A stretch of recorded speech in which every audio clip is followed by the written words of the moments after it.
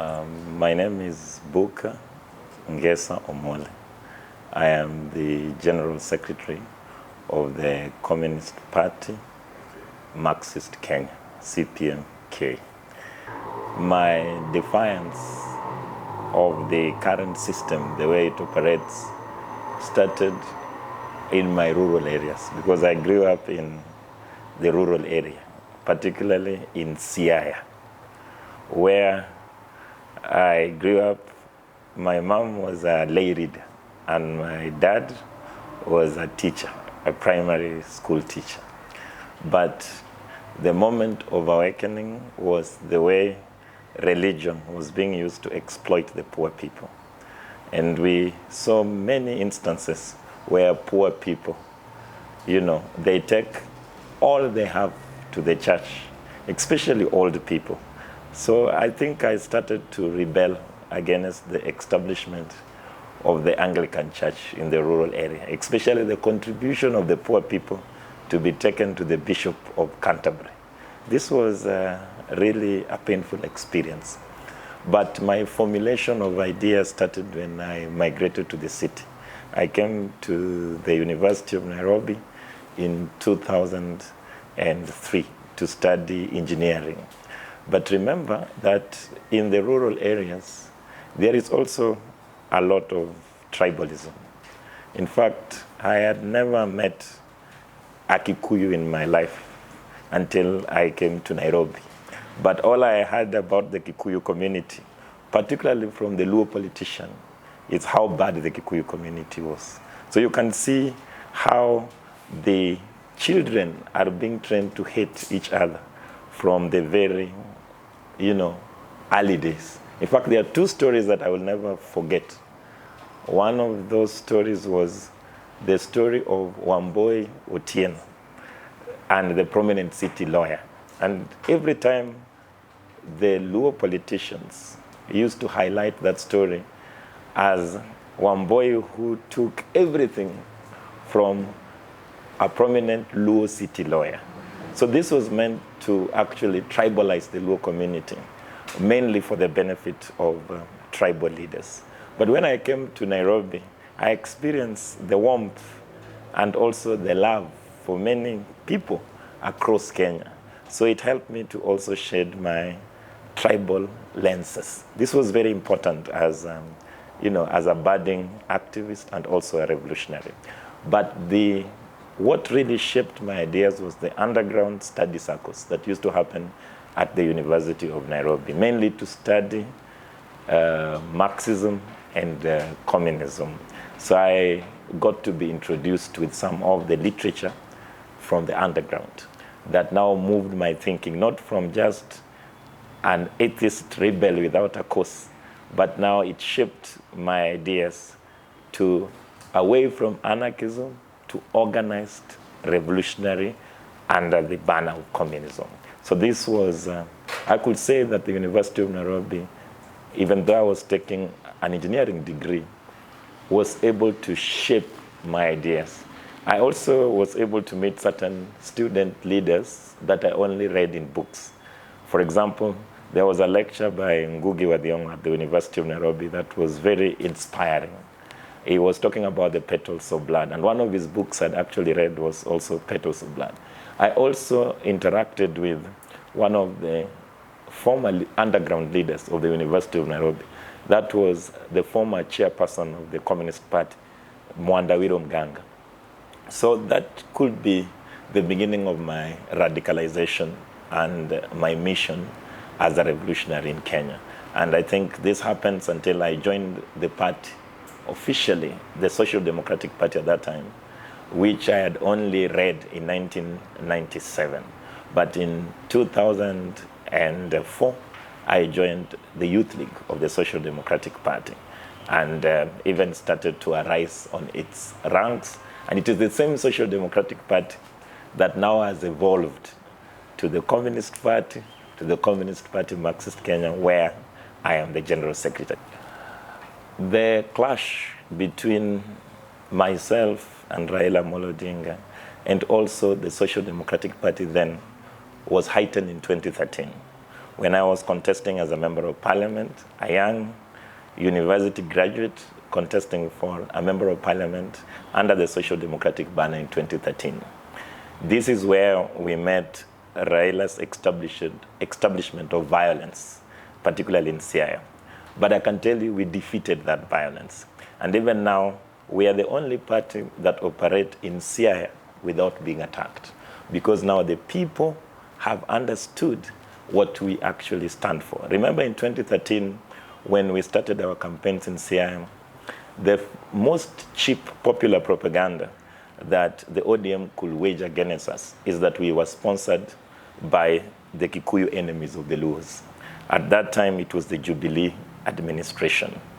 Later on, we were very consistent, and in 2017, we launched another campaign. In fact, that wave of campaign was against corruption within the devolved government in Siaya under Governor Asanga at that time. And people identified with us completely. So we do not have much attacks as before. But we know for a fact that the late Jacoyo Midiwo, who was Raila's cousin, was the architect of violence against our organizations from 2013 until we contributed directly to him being voted out in 2017, until he had to accept before his death that the Communist Party at that time has been able to touch the hearts of the masses in Siaya. So we do not see any contradictions between us now and Raila Amolo Odinga administration in that violent manner. But we know that Raila Amolo Odinga runs a reform party, which is an Orange Democratic Party. It is not a revolutionary party. It is a party of opportunists.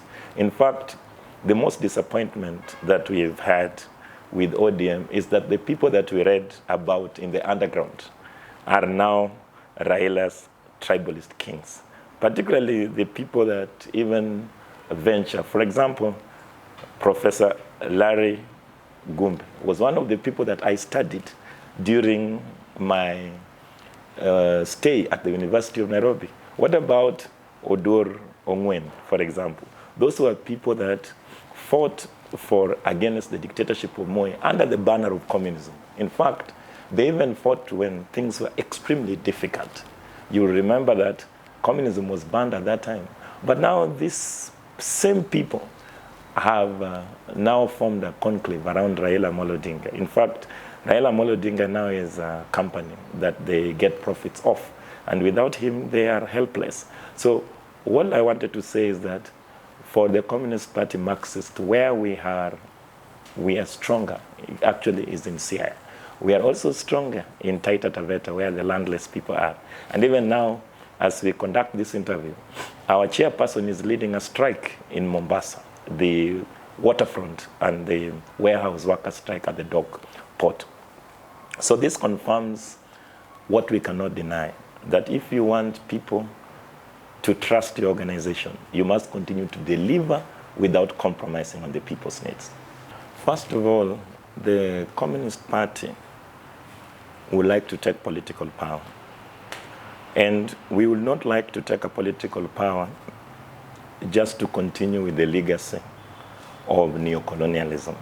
You know, I can be the president. Ruto has been the president. Mwai Kibaki was the president. But what is the problem of Kenya? Because even now, there is a crisis in the streets. There's a social explosion of young people that are crying about unemployment. There are sick people dying in the hospital. But what is the problem that is ailing Kenya? This is the question that substantively we must answer. But will the Communist Party, Marxists take part in the general election 2027? Yes. But we don't see, unfortunately, anything changing after the 2027 election.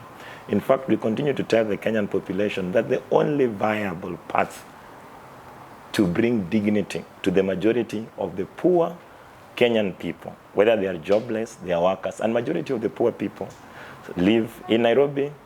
Almost 70% of residents in Nairobi are poverty-stricken. In fact, poverty is very profound here in Nairobi. You find themselves in informal settlements, the so-called slum areas. These people continue to generate wealth in Nairobi, but they build a house and only come to that house the next time they are fixing the plumbing work, They come to that house, the next time they're cleaning it. So the good houses that are being built by the workers cannot enjoy the products of their building. Now, will the 2027 election bring that? No, because it's an electoral illusion. The electoral illusion cannot save Kenya. In fact, the Communist Party, Marxist Kenya, has taken even a more radical stand that for everything to change and to bring humanity to the majority of the Kenyan people must advance their revolution to its final conclusion. And to advance revolution is first to break the neo-colonial system. Because remember, all these people you see, now there is a new party in town. They say the new sheriff is in town, so people are lining up the DCP, which is led by that bigot, they call him Wamunyoro or Rigathi Gachagua. But what people do not know, and this even happened in the last run-up for elections, that the people who want to rule Kenya recruit Kenyan politicians to finance them to manage the Kenyan affairs on their behalf. Remember, when President William Samoei Ruto was the deputy of Uhuru Kenyatta, they disagreed with Uhuru Kenyatta. He was recruited by the CIA establishment. The CIA is on the top. Remember, the struggles of after the independence, there was a struggle between Tom Mboya, who was a young man, Pio Gama Pinto, and then there was also the struggle of Jaramogi Oginga Odinga. You realize that at that time, the CIA, in their own calculated interest, made sure that Tom Mboya was at the top to be pronounced as the Kenyan leader. During the policy of looking east, remember Kibaki and some part of Uhuru out of necessity. Where I say out of necessity, remember Uhuru Kenyatta and Ruto was indictees at the ICC. Now, when they were voted in as president and the deputy, they came up, they advanced the Kibaki's policy of looking east. That means American mining companies were not allowed to operate in our country. Instead, the Chinese were allowed. The American capital was not allowed in our country. So multinationals like Strabag were meant to close. Then we got China Road and Bridge.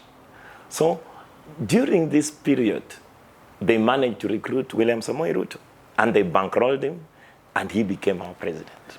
Now President William Samoei Ruto has disagreed with his deputy.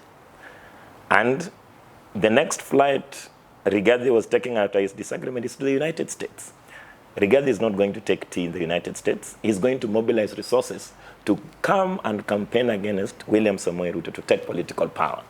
The question that the Communist Party continues to ask, to take political power to whose interest? Because nobody will give Rigathi money to come and campaign here without having conditionalities.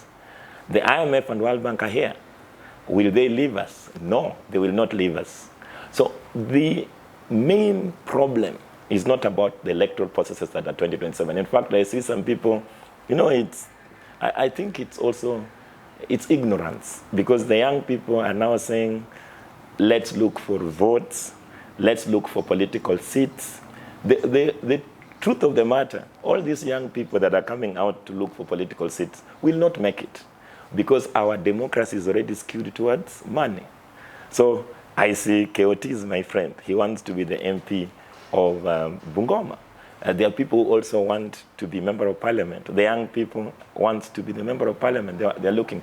But at the very end of it, Raila will stand and announce that it's a two-horse race.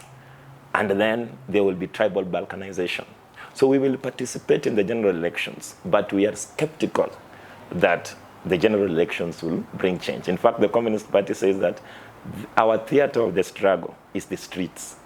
Anybody who make it to the presidency, we will force their hands to give dignity to the Kenyan people.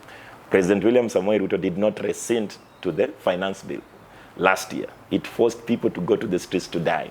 Moi did not fall, like a mango from the mango, like a mango, fruit from a mango tree. He was resisted.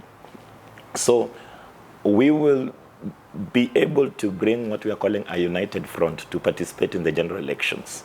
We have been in contact, for example, with Omtata's wing. We have been in talks with Maraga's wing. But the idea is to bring all the alternative voices together to confront a transitional president that is for the Kenyan people. Because Raila Odinga is already captured by foreign interest. Rigathi Gachagua captured by foreign interest. President William Samoei Ruto is willing to owe himself every day to foreigners as long as they are able to protect his government. So this is our attitude towards elections, but we will also participate in those electoral process, but insist that the Kenyan project will be redeemed only through an act of a revolutionary moment. Protest signifies a greater struggle between the haves and the have-nots, the privileged few and the underprivileged majority. Even the struggle between the workers and the employers, like we're seeing in Mombasa today. And even more profound, the struggle between the landless and the landlords.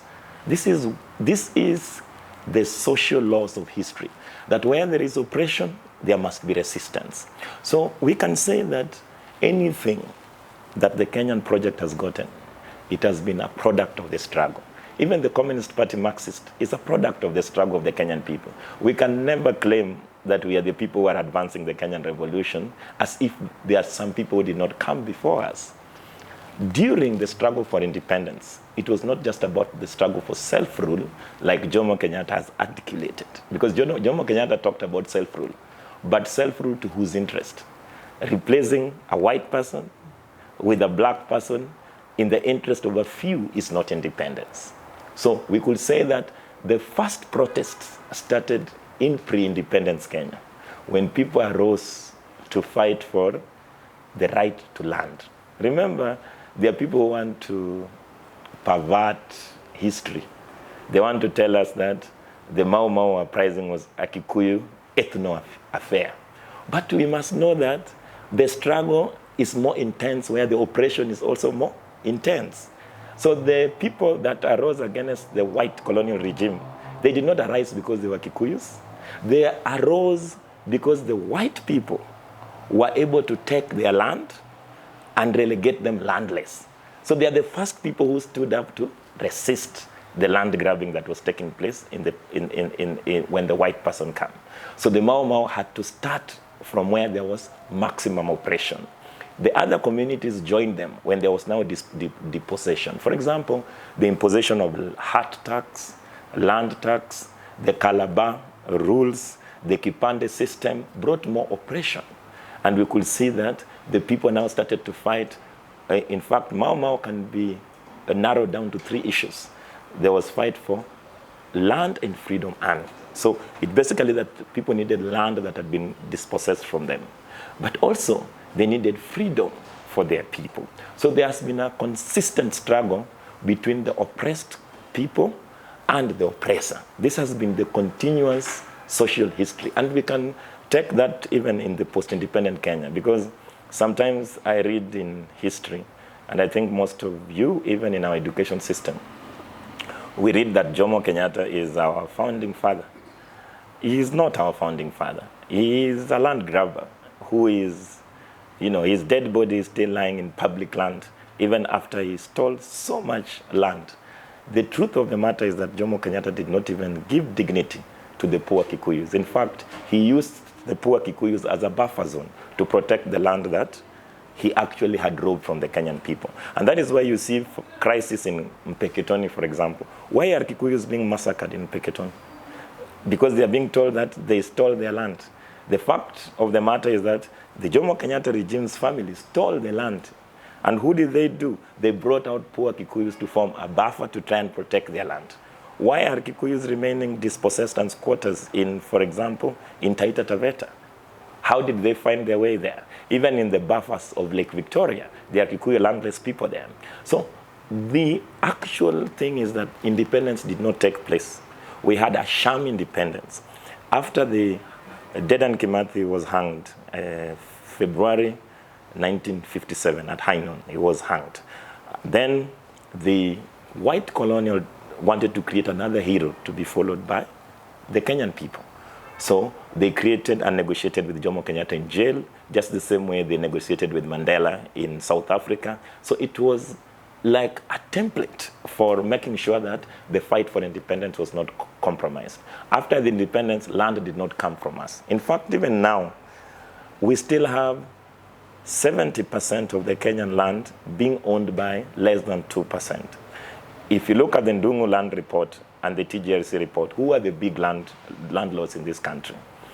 It's the big families. It is the Jomo Kenyatta's, it is the Moi's family, it is Raila's family, it is the Catholic Church, it is the Anglican Church. All this land is being dispossessed from the people who want to till land. So the history of the Kenyan protest is only a confirmation of the laws of social development. That where there is oppression, there is resistance. Remember, after the independence, the next struggle that we had in this country was the struggle for multi-party democracy. In this time, the people who were ruling us indirectly were not the United States. They were the British. The British, remember, when Jomo Kenyatta wanted to make sure that the remnants of Mau Mau in the forest do not overthrow him, Jomo Kenyatta negotiated with the British to make sure that they could bring their military base in Nanyuki. And that is where we have the Batuk. It was not meant to protect the interest of the Laikipia people. It was meant to make sure that the remnants of the Mau Mau people could not overthrow Jomo Kenyatta, because Jomo Kenyatta did not take the land to the tillers. Jomo Kenyatta did not take the land to the grab people. So this is what we must understand. How has that legacy been upheld by the current regime? For example, now, Ruto is very comfortable. In fact, some people are saying that Ruto is weak. But Ruto is comfortable in the sense that even if there will be a military man that is pro-people, that will want to overthrow Ruto, how will he overthrow? Well, Ruto has made sure that the United States have launched 2 military bases in our country. So he is protected. So if there is, for example, Kenya Army who could rise against his regime, he has the United States on his side. That is why he has handed over the entire archipelago in the Lamu, the Mother Islands, has been handed over to the United States. Garissa, the United States is actually constructing one of the most elaborate military bases. So basically, if the Kenya Army and the Kenyan Navy tries to run over the State House, they will be bombed without even having to bring bombs from the United States. They will be bombed here from Garissa. They will be bombed from Lamu to make sure that the United States dictatorship actually reigns in our country. But the people's protest continues. So remember, the defeat of the British imperialism happened in 1997 here. What happened? The United States, through USAID, sponsored several protests to bring multi-party democracy without communism. And that is how Raila found his edge in the essence. So the parliamentary proceedings in 1997 that brought multipartyism in our country was also a product of the struggle. After that, then we had the big wave of protest that led to the fall of dictator Moi in 2002, which was actually a ballot revolution, as we may call it now. But after that, Kibaki came to power, and people had hopes. But what did Kibaki do? He did not want to actually implement policies that protects the interest of the majority of the people. In fact, he anchored what we call elite politics and businessman politics. So during Kibaki regime, you will find that there were very powerful lobby private sector that came up. One of the private sector's lobby groups that came up during Kibaki's time was Kenya Private Sector Alliance, which is dominated by foreign interest in this country. So what we would like to say that the history of the Kenyan protest is not new. It will not stop as long as the oppression comes. Because after Kibaki came to power, the people are back to the streets. What were they fighting for? They were fighting for the review of the Constitution 2010. Now, 2010 Constitution came to effect after the bloodiest post-election violence in 2007. So after that, the people are back to the streets. Because now there is a new constitution, but the majority of the people remain poor. President William Samoei Ruto appears on TV, says, He's not the first person who is dealing with joblessness has been there, but he's doing nothing to address it. So the main important thing is that as long as you don't have programs that bring dignity to the poor people, you can buy Kasmuel from the street as a sellout. You can buy Raila Amolo Odinga to try and make sure that people does not go to the streets. You can buy even Buka to make sure that people are not in the street. But at the very end, as long as the lives of the people don't change, people don't get land, people don't get food, people don't get jobs, there will even be more radical protest. The duty of a party like ours, like the Communist Party, is to consolidate the spontaneous struggles in the streets, to consolidate them into a conscious attack on the ruling class. And this is what we are doing, to make sure that we recruit people in our party and also help them to know the truth. So in essence, we are reconsolidating the sporadic uprising in the streets for a conscious blow to the regime. The youth has always been at the forefront for change in this country. In fact, the universities have been at the forefront to confront dictatorship in this country. In fact, in the 1990s, the anti-Moi organization, popularly known as Mo Kenya, the underground movement, was organized by the students, the workers, and certain lecturers that supported the uprising against dictator Moi at that time. So the youth in these countries has always been in the forefront. What happened is that after the 2002, the universities were adopted by mainly the reactionary class, and the universities were being depoliticized. So the political class thought that when they attack the education system, then they will not meet political resistance outside the university. But now the young people are confronting this state, not within the universities alone. Now the young people who have graduated, and they realize that there is no hope. They are growing old in their parents' houses. They are taking care of their children in their parents' houses, but they have no future. So there is a lot of humiliations taking place. So that is why, sometimes I hear the ruling class, they say, who has paid people to demonstrate? Because that is the kind of logic they are used to, that if they want people to support Raila's stolen elections, then Raila releases mobilizers to mobilize for him. But now they can see sporadic demonstrations in the streets, and they don't know how to stop it. So how do they react to these sporadic demonstrations in the streets? Through state violence.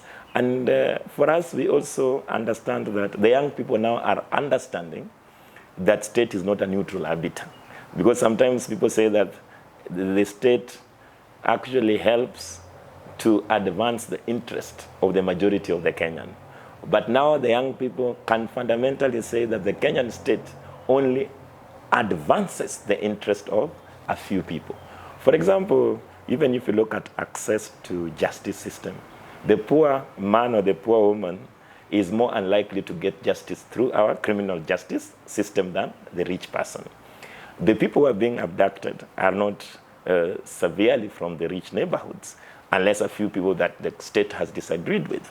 So people are getting to know the real nature of the state as an instrument of class domination, as an instrument of the ruling class. In fact, the day the Kenyan government loses the monopoly of violence, that government falls. In fact, what is happening in the street is that the violence of the state is being challenged. So they cannot neutralize the people, and now they are desperate. What do? So they come up with other extra-legal ways to try and neutralize the social explosion that is taking place in the streets. The government dealing with demonstrators is a textbook, a capitalist logic. Even, President William Samoei Ruto was saying last year, I will not abduct people. But how will you reign without abducting people if your policies do not serve the majority? So they say during the campaign, I will not kill the youth. I will make sure that I create jobs. But it is a competition of deception. In fact, they deceive the Kenyan population, just like the revolutionaries and also the reactionaries. President William Samoei Ruto knows the power is with the people. Now, if you don't want to give dignity to the people, you have to rule them through deception and lies. So if you can lie to the Kenyan people every day and bring a narrative in the media and social media that indeed you are God sent and you're going to save them from their poverty. But the truth of the matter is that the young people bought President William Samoei Ruto's lie. But now Ruto cannot deliver the lie. So how can you deal with such a situation? Because remember, why do government abduct people? Because sometimes people think that it's just, a police issue. So they start shouting in the streets, remove Lagat, remove so-and-so, remove the police are killing us. But they do not know that it's the politician killing them. Before any abductions takes place, there was a national security briefing. The president is sitting there, the DCI is sitting there, the NIS is sitting there, and the Inspector General of Police is sitting there. A list is made and Buka's name is included to be abducted. President William Samoei Ruto is fully aware that there was going to be an abduction that is going to take place, and there are actually black jails that these people will be, actually. And why do they do abductions? They do abductions because if they arrest Buka, they have arrested me, for example, 3 times. They have never managed to actually prosecute me logically, because the Kenyan Constitution gives me all the framework to coordinate my work as a revolutionary. So the government is getting frustrated every day that how is it possible that these people who are fighting me are winning the people? If I take them to the judiciary releases them. So abductions must be understood as an extra-legal step being taken by a state that is unpopular to exterminate and kill people who are opposing it. In fact, when you are being abducted, there should be no delusion that you will be spared. It's that you are in the government hit list. And that is why they want to abduct you without the legal process. They want to kill you, disappear you, without anybody knowing. And that is why we always tell our comrades that when you are facing an abduction, fight like your last fight. Because if the government managed to take you without anybody knowing that you are being abducted, then you are dead. That is the framework in which the government actually works. So if you ask me who is abducting the Kenyan people, now we know who is abducting the Kenyan people. The DCI is abducting the Kenyan people. The NIS is abducting the Kenyan people. The anti-terrorist police, the most lethal police, ATPU, is abducting the Kenyan people. And sometimes there is no cover-up for these government agencies. And that is why the government resort to criminals to abduct people. For example, now look at, that thug in Mount Kenya. He is called Maina Njenga.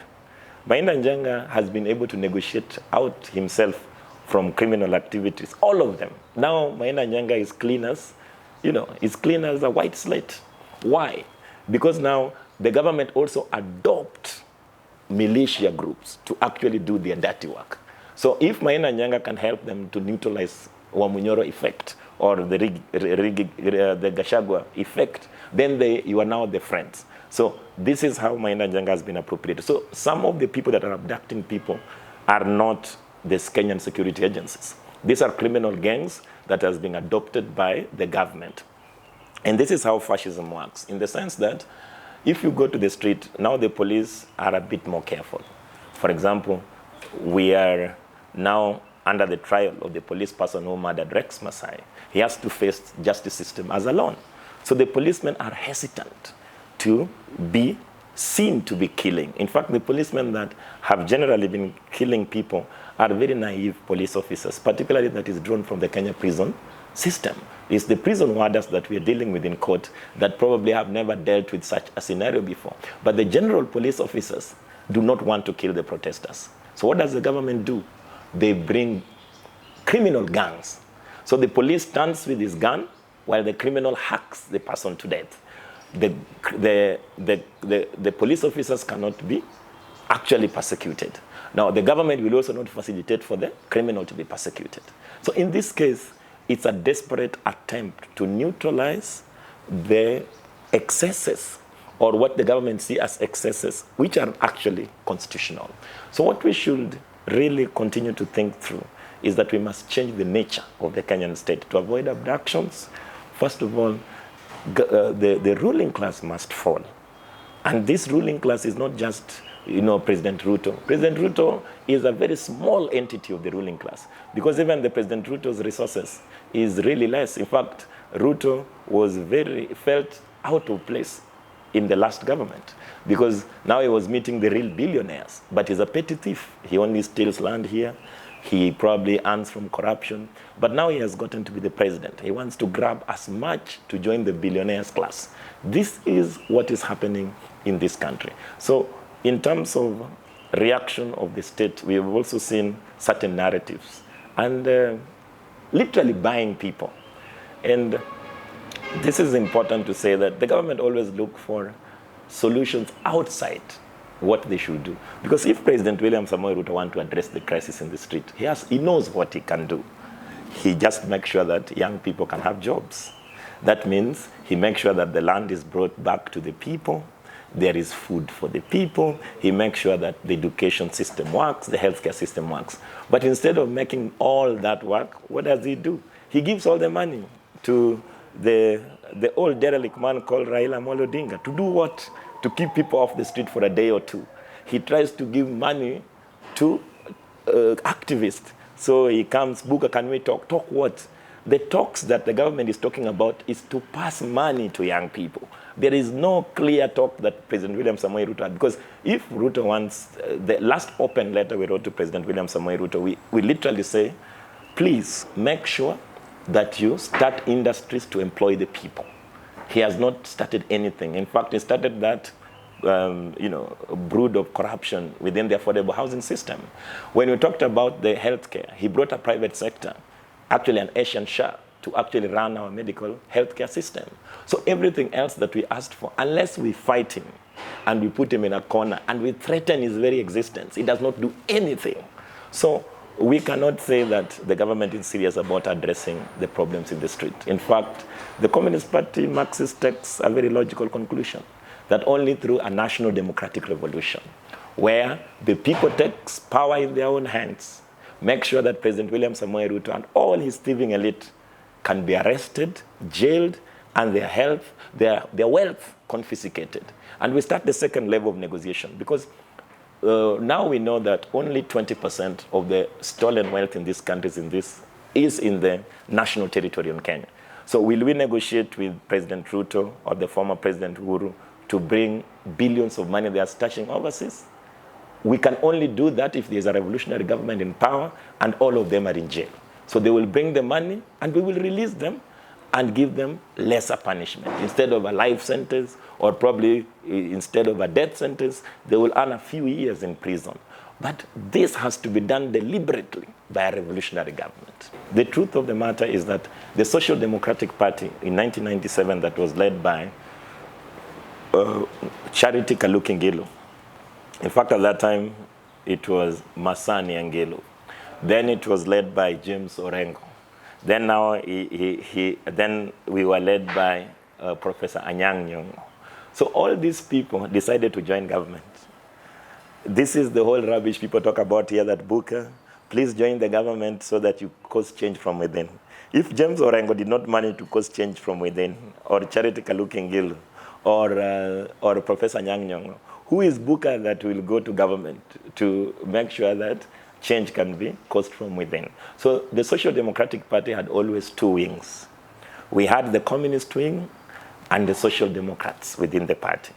Only in 2010, through a big struggle in the party, we managed to remove the reactionary elements in the party.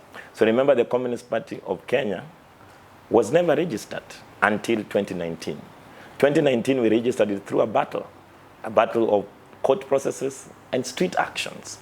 Now, what divides communists most, it's interesting for you to know, and our viewers also to know, that when communists fight, it is not a fight among brothers. It is not a fight among sisters or friends. The communists fight because there is a wing that wants to negotiate with the state to sell the people's project. And there's a wing that is in opposition to that auctioneering of the people's project. In 2022, we have auctioneers in our party. This is Benedict Wachira and Mwandawiro Mganga, who went to State House, were rewarded handsomely and given money, vehicles, to make sure that they signed an agreement with this criminal called Ruto in government. For a moment, the Communist Party members were really angry in the sense that we woke up one day in the morning and we realized we were part of the Kenya Kwanza agreement in 2022. This is how the state is determined to break any opposition to it. So what could we do? The government, we are now told that Buka, you now from tomorrow have to issue statement to support Ruto's administration. We cannot do that. We are told that now we have to carry the banner of the Kenya Kwanza in the 2022 elections. We cannot do that.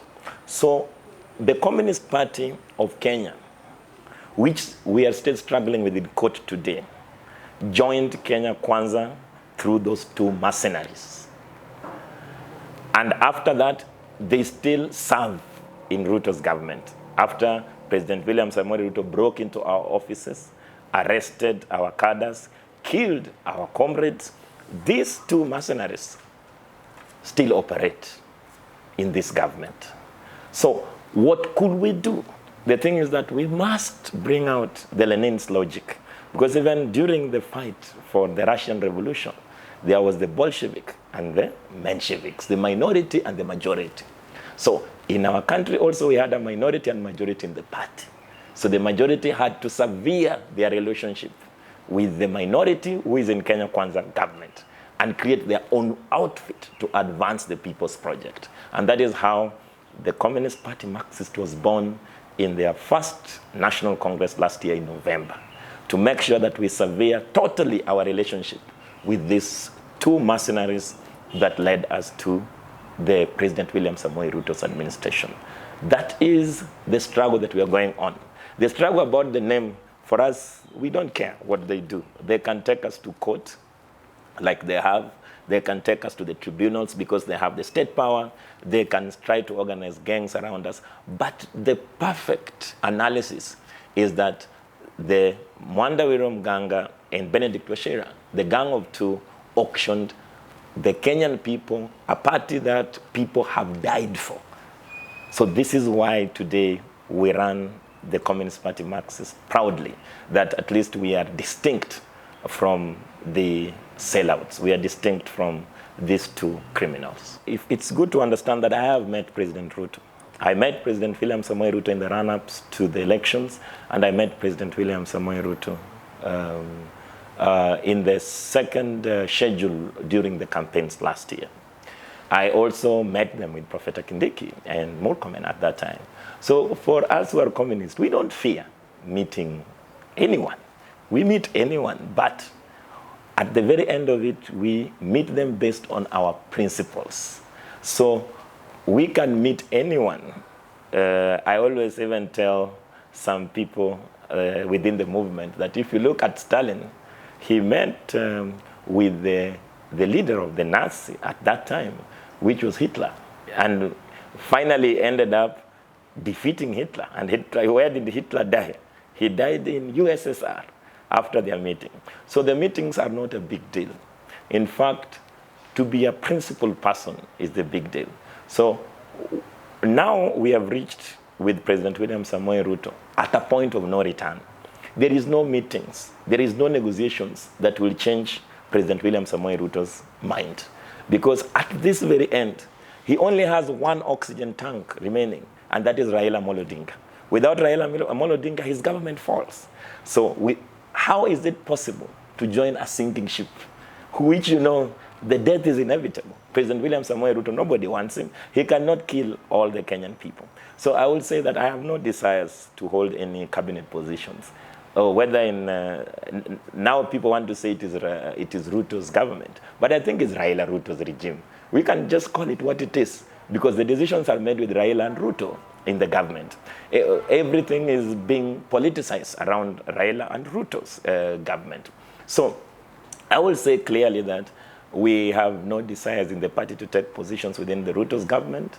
In fact, the only message, if Ruto invited me for a conversation, I will tell him that he is a threat to the national security, that his continuous stay as the head of state is a threat to the Kenyan very existence, that if he really loves this country, then he should be able to resign constitutionally with a clear roadmap to elections. It will save these countries a lot, because one day, because people will go to the street and the government will fall in the street, and Kenya will return to civil war, and we will have to consolidate that civil war into a revolutionary government. So what we are saying, that our message to President William Samoei Ruto is that you have severed the social contract you had with your people, that you are not able to lead this country, you don't represent the interests of the majority of these people, that you accuse people of perpetuating tribalism while you are the biggest tribal bigot. So in actual sense, we do not have any negotiations with you. What you can do is to safeguard this motherland for your children and your grandchildren by making sure that you can actually resign now with a clear roadmap. The other thing that he must do is the amount of money that this government has stolen. Because even if we take a revolutionary government, how are we going to have money when billions of money? Remember, Eurobond was about 100 billion. Now, out of 100 billion, 50 billion was transacted in Morgan, in the United States, by all these criminals. That money did not come back to us. So this money, we are going to pay it with interest of over 124% in the period of 60 years. Generally, I will die, and the people that I will leave will still be paying for Eurobond that President William Samoei Ruto and his then Uhuru Kenyatta stole to this country. So we just don't want him to resign. We want that 80% of the Kenyan wealth that is away from the Kenyan territory to be brought back so that we build our country together. It's a desperate government that wants to scare people not to turn out in the streets. In fact, they have not realized that majority of the young people have made peace with death. There's nothing that can scare them. Majority of the people, like if you listen, even as a journalist, and have some interviews when the young people are in the street, every young people I've met in the street has a personal story to tell why they are in the street. In fact, some of those young people don't even belong to organizations. They don't belong to the Communist Party. They don't belong to the social justice centers. They don't belong even to the DCP that was being accused of mobilizing people in the streets. So if you have the young people in the street and you talk to them, some people will tell you, I am taking care of my ailing parents. I have no money, I have no food, I have no future. And that is why I'm in the street. How do you cure that? President William Samoei Ruto does not know how to cure that. I have been jobless. In fact, some of the most unfortunate cases are nurses in the streets, the doctors on the streets, the lawyers on the streets, the professionals in the streets. They went to school hoping for a better life, but now they have no better life. So they are saying, why are we even existing in this country when we don't have a life with dignity? So the protest in Nairobi, unfortunately, majority of the protests are unorganized protests. That is the greatest undoing of those protests. And that is why the Communist Party Marxists must not abandon those protests, but must be part and parcel with those protests to organize them, to point to the primary enemy of the Kenyan people. Without organizing those protests, governments can fall. Without organizing those protests, the revolution can be hijacked, mainly by other reactionary forces. And we are learning from examples.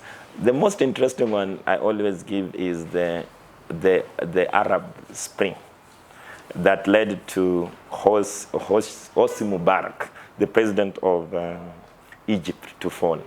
But we had hoped that after the fall of the dictator in Egypt, there will be a revolutionary government to defend the Egyptian state and the Egyptian people. But the most organized people were the Muslims, mainly under the Muslim Brotherhood that took political power. So even if power was meant to go to the street last year, who will have taken the political power? It will be Raila Amolo Odinga and his corrupt, people. Now he was waiting, but if he realized that he did not have the support, he went to support this government. So what the young people must know, that the people who will take government are the most organized. Because sometimes militaries take government in the absence of an organized civilian organization. So our call to the young people, join an organization. If you don't want to join the Communist Party Marxist, join an organization. If there is no organization that you think is good, then you can even pull a Morara case where you open a political party that lasts for 2 weeks, and then you realize how far it can take you. So if you don't like the organizations or political parties that exist and you're a young person who wants change in this country, create one, and then we can work from party to party perspective. So the main undoing in the street is that lack of organizations. The logic that you had explained before, it's good I clarify it, because it is one that has been used to attack young people. Leaderless, tribeless, partyless. This issue must not be understood in a very mechanistic or eclectic way. It must be interpreted from the common wisdom. We call it the street wisdom. The reason why the young people were saying they are leaderless is that the leaders that existed did not represent their interests. So if Isichungwas, who are meant to be our leaders, then we are happier not being with one. So it was also a desire for the young people to identify leaders that represents their interest. So it was not spoken in a vacuum, like the reactionary political elite. Even the tribeless narrative, the young people only understand that tribe has been used to divide us. So if tribe has been used to divide us, then for a moment, when we are confronting President William Ruto's tribal bigotry, we are tribeless. So if you think that you can mobilize one ethnic population, like, now Ruto is a very stupid person. Remember, he wanted to bring out a narrative that the uprising in the street is a Kikuyu ethno-uprising. And the young people call themselves, we are all Kikuyus. Why were the young people saying that? To disapprove the government that you cannot set one tribe against the other, because this is important. And even the common logic in the street of partyless was also that parties have been used to auction the people. People just use their parties as vehicles to get political power, then abandon the people's struggle. So it's important for us to understand that the logic of the desires in the street, that people want leaders that will want to represent them fully. They want political parties that actually will articulate the programs of the people. And they want tribe as a cultural phenomenon, not to be weaponized by, politicians to set one tribe against the other. There is nothing wrong with being a Maasai or a Kikuyu or a Luo, but there is everything wrong with weaponizing the Luo community to attack the other community on tribal basis. This is the simple common logic that people must understand in the street. So there is no safeguard. The only hope left for the Kenyan people is that everything they will have to do by their own hands. This oppressive regime will not fall by its own volition. In fact, President William Samoei Ruto will not stop killing the Kenyan people. President William Samoei Ruto will not stop abducting the Kenyan people. All we have to do is to stop him from abducting the Kenyan people and to stop him from actually, ultimately, benefiting from corruption. So we can bring out the clear logic that to prevent Kenya from being authoritative is to intensify the struggle against these criminals that manages the state. The people must know their enemies, and they should go to the neck of their enemies and make sure that they can finish those enemies. If they don't do that, unfortunately, all the rights, in fact, Kenya, we are a home of many martyrs. The blood that was shed in 1957 in the massacre of on the pro-independence will be betrayed. The blood of intellectuals like Bai, in terms of the constitutional review, that was shed will go in vain. So for the Kenyan people, you only have the only hope you have is yourself. In fact, you are the people you have been waiting for. There is no booker that will deliver you or any other person. The idea is to join ourselves. In fact, we don't even need to care who becomes the president in this country for a moment. What we need to know is that we have active citizenry. In fact, I always tell people that make sure that the government knows its limits. That if the Kenyan people know that if the unemployment touches 70% mark, then the government must fall. It is something that has been experimented across many countries in Africa. For example, here, the young people can die, people can burn, and the government, the cabinet secretary does not resign. This is very anti-civilization. The Kenyan people must be highly politicized to hold government responsible. That even if Buka is the head of the state, but Buka knows clearly that if there is a scam in your government that involves billions of money, you must resign. If you don't resign, then people will run over you. This is what we need in this country. Everybody that is coming about that want to save us from tyranny will only turn to be another tyranny if the Kenyan people are not active in terms of politicization. In fact, the Communist Party, we say only political education and knowing clarity of our enemy and making sure that the government knows that the power is with the people will save the Kenyan people from degenerating. This is our firm belief. Remember, Dedan Kimathi, to date, is still listed as a terrorist within the United States establishment. Mandela is a terrorist. Thomas Sankara is a terrorist. Amilcar Cabral is a terrorist.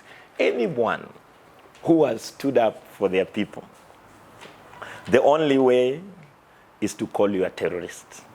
So the anti-terrorist police unit is not being used to fight the terrorists. Because even within the police system, are there not terrorists there who actually benefit? We want to know what, for example, Adan Duale goes to do in Somalia.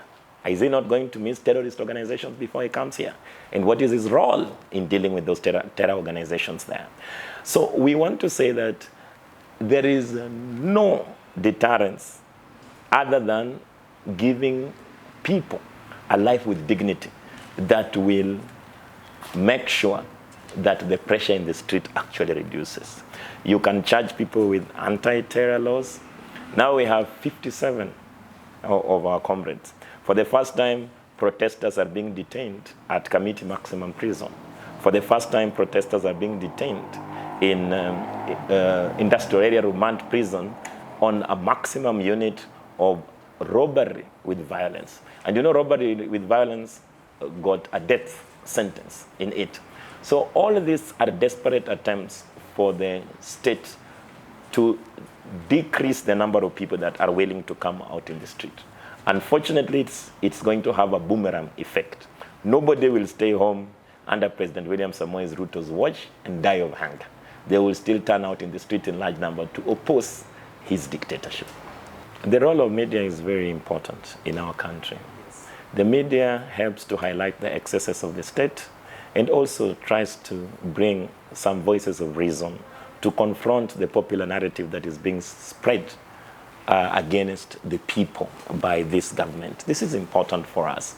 But also the media plays a very dynamic role in the struggle. Because remember that the media houses that have been very active in terms of highlighting the excesses of this regime have also been under attack. So the media has not been spared by this rogue state. In fact, on the June 25, this rogue state switched off the TV stations that were covering the protest live, and they tried to introduce a media gag. So we will say that by and large, the media, as the members of the fourth estate, continues to play a very vibrant role in terms of making sure that they can oversee the Kenyan democratic space. But also the media is not safe under President William Samoei Ruto, because now, of course, he has been able to persuade some medias to adapt to his narratives. This is only for a while, but the true media will last that represent the interests of the people. Even remember big bloggers who knew, for example, the big bloggers, like for example this Robert Alai, will have no influence now.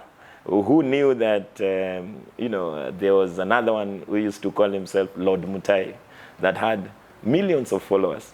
Now look at their interactions on social media. Itumbis can oppose. They have more than 3 million followers, but only a few people agree with them. So they cannot influence opinion. So we will just want to say that the media that have remained true to the people lives permanently forever. But the media that now adopts to the narrative of a rogue state then becomes an anti-people and become part and parcel to be complicit by the state violence. But in actual sense, we recommend, in fact, even our struggles, even our abductions, our attacks, have by and large been brought to the public sphere through the work of the media. The protest is also a reaction. In fact, there is a scientific law. For every action, there is a reaction. So if the protests will go away, they will only go away because there's a responsive government in the space. But they can subside. Even the pressure can go down. But so long as you don't deal with the fundamentals, you don't deal with the indirect imperial rule by imperialism in our country. You don't cut IMF and World Bank. You do not remove this neoliberalization and liberalization of markets. You do not remove deregulation of our currency. You do not provide jobs for the people. The protests are going to be way more intense. But if we have a responsive government in 2027, if the government of the day that has gone rogue turns again his back and look at the interests of the common people, then we will see that the resistance starts to subside. Because even the resistance only is sustained by the people's support. We will not survive if people don't support us. They know if they arrest Booker, there will be people up in arms to make sure free Booker, so they will release me.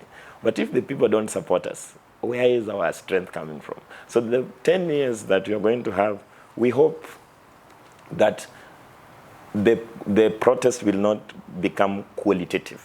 You know what we mean by qualitative is the reckless statements that Murkomen probably says that people should be shot.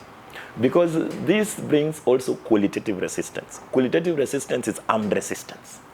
When the state starts to kill people, extrajudicially be taking judicial processes, then the people rise up in arms to oppose that state. That is what the people did during the colonial period.